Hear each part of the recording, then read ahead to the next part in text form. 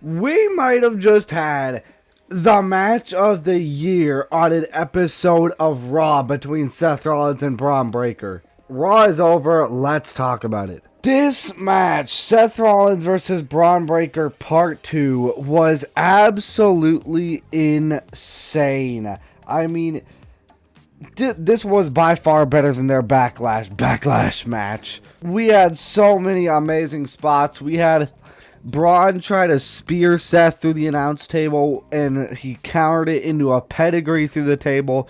We had Bron Breakker spear Paul Heyman through the barricade. We had a spot where Bron Breakker went for a spear and went straight into the title that Seth Rollins was holding, knocking him out. And I mean, that is a really creative ending. That allowed Seth to hit the stomp and win. This was incredible. This is going to be an extremely strong contender for match of the year. And here's the thing. I'm assuming they're going for the trilogy. It's tied 1-1. So this was on an episode of Raw where they got like 20 minutes maybe. Now imagine that on a PLE like SummerSlam. Assuming it's not like WrestleMania where each match only gets 5 minutes, which I really hope it's not. Just imagine that. That is going to be absolutely incredible. They clearly have amazing chemistry. We had some run-ins. We had Austin Theory try to get involved, and Montez Ford neutralized him.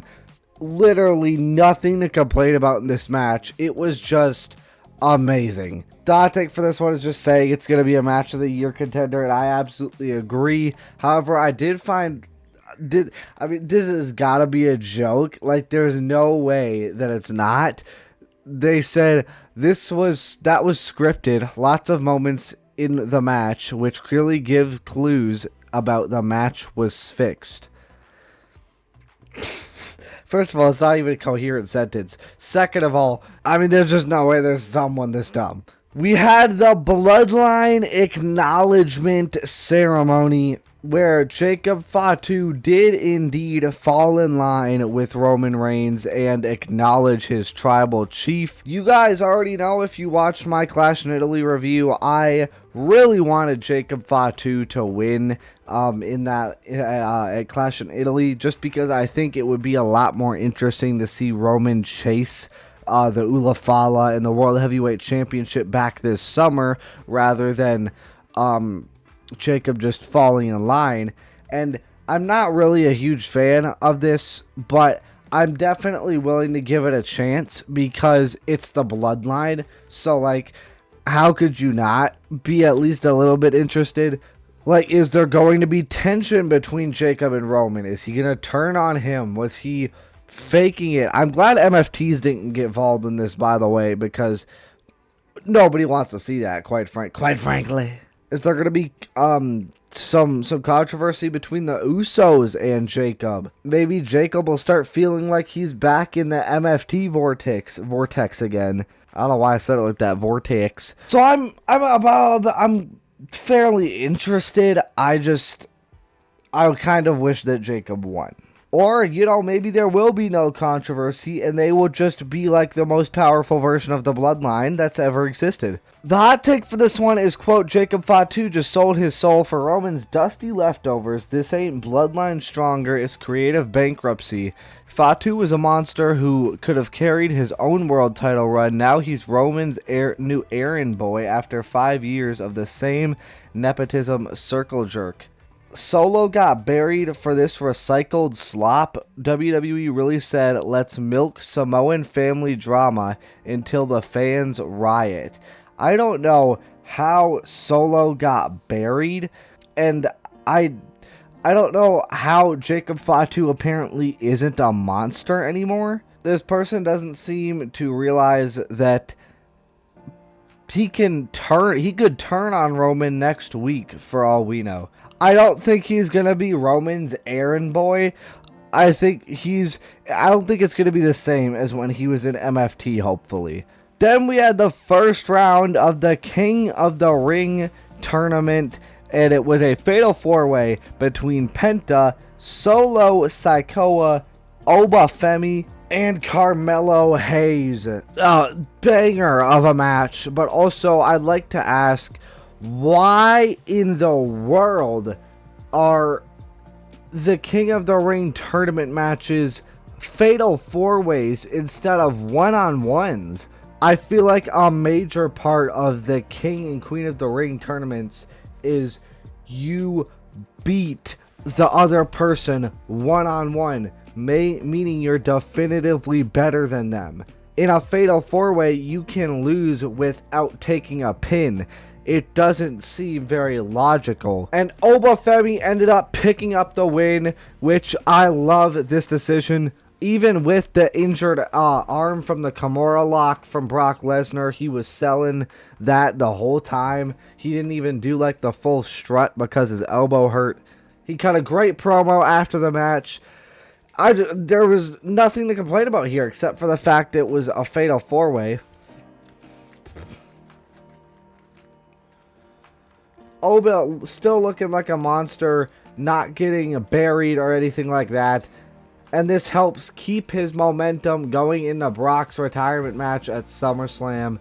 Likely at SummerSlam, at least. The hot take for this one is, last night everyone was crying online when Brock defeated Obafemi. However, Obafemi remained unaffected by this loss.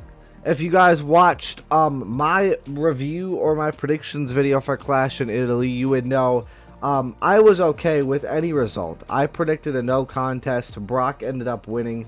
But even Oba wins, Brock wins, no contest, I didn't care because it doesn't really matter that much. It is extremely difficult to damage Obafemi at this point.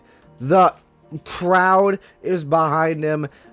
The fans are behind him. WWE is clearly behind him. Like, Oba is white hot right now. He did not get slowed down by taking a loss at all whatsoever. He took a loss to Brock Lesnar, the greatest combat sports athlete of all time. That is fine. And now that Oba has taken a loss, he doesn't have this undefeated streak that we have to worry about in the future. Picture perfect. And I think Obafemi still has a chance at winning King of the Ring, but I don't think it's very likely. I think it's more likely that in like the finals of the tournament, Brock cost Oba and they had the retirement match. Few quick things to talk about here. We had a Intercontinental Championship celebration with Sol Ruka. I thought somebody was going to interrupt her. They didn't, but you know, nothing to really complain about. I would like maybe a little mini feud, maybe like with Ivy Nile or something. I think that could be a pretty good match. Maybe a little something with Lyra, maybe Bayley. Not exactly sure. Then we had a tag team match between Dragon Lee and Rey Mysterio teaming up against Rusev and Ethan Page. Dragon Mysterio ended up picking up the win. Now, you can't keep having Ethan Page and Rusev just constantly taking these losses.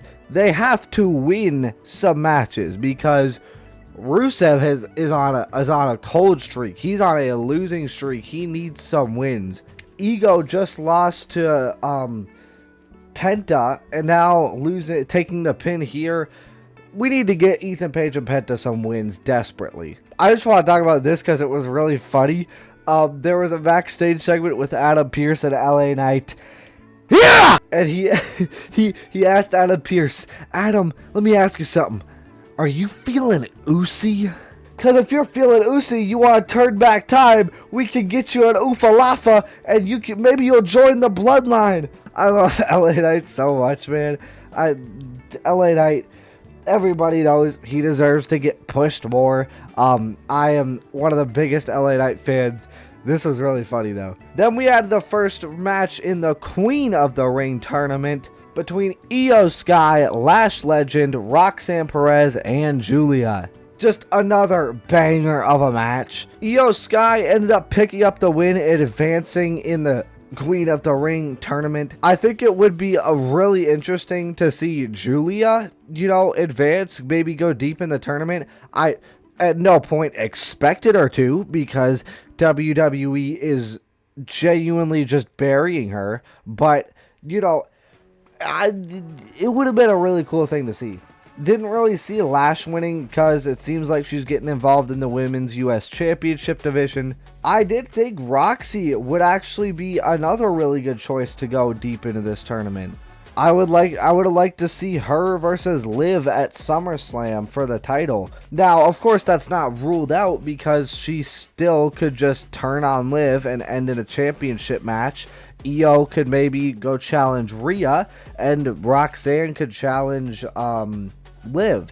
So that's not off the table necessarily. I am not complaining about Io Sky winning though. I think she's a favorite to win this tournament. She might even be my pick to win the tournament. One thing I did not like about this match, though, was that Julia took the pin, and this hot take agrees with that sentiment. I get it. Julia is at ground zero and has no momentum, but that's just not how it should be. Julia is so good. Even being the biggest jobber on SmackDown. Sure, her entrance still gives her so much aura, and she can still be scary at times. Especially her being Italian. Having her take the pin in front of the Italian crowd.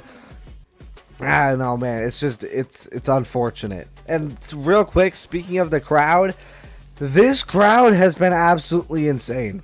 Both on Clash in Italy and on this episode of Raw. There were multiple occasions during Clash in Italy where the arena, or the hard cam, was shaking. Literally bouncing up and down like, whoa. Paw! Literally like when they were in Lyon and they were chanting for AJ Styles. And it shook at least once that I saw on this episode of Raw too. Huge props to the Italian crowd. This has been the best crowd that we've seen in a while. We had a backstage segment with the Judgment Day where Liv was reassuring Roxanne Perez that her and Dom were going to be king and queen of the ring. And I want to talk about this because, you know, I'm pretty sure. I'm no wrestling expert, but I'm pretty sure. At WrestleMania, Liv Morgan defeated Mrs. Stephanie Vaquer to win the Women's World Championship. Now, another thing that I'm fairly certain of is the winner of the Queen of the Ring tournament challenges for a World Championship at SummerSlam. I'm pretty sure I'm right on both of those. Meaning that your two Women's World Champions shouldn't be in it because they can't challenge themselves, right? What? Liv Morgan is in the tournament. Literally, why? Is it gonna be Liv Morgan versus Liv Morgan at SummerSlam? It is just so unbelievably stupid to have her in the tournament. That's like throwing Roman Reigns into the tournament. It just does not make any logical sense. I still hope we somehow get Roxy versus Liv at SummerSlam because we need this turn. The hot take for this one is, I feel like this is leading to Roxy versus Liv, and while Raquel knows deep down that Liv is all about Liv and not the Judgment Day, she will stab Roxy in the back and help Liv regardless because she believes in keeping the Judgment Day together and feels Roxy is a Finn Balor plant. That is exactly what it seems like. I would love that story there. Maybe at an upcoming premium live event, maybe one in July. There's currently not one scheduled for July. Maybe there'll be a Saturday night's main event thrown in there. Maybe we get Liv and Roxanne, or no, Liv and Dom versus Roxanne and Finn. I think that would be cool. Or, who knows, maybe we get Raquel versus Roxanne versus Liv at SummerSlam. I would love to see that. But that's going to be it for this episode of the Raw review. Overall, I give this episode of Raw probably like a 7.5 out of 10. Pretty freaking good. Thank you all so much for watching. Like and subscribe if you want. And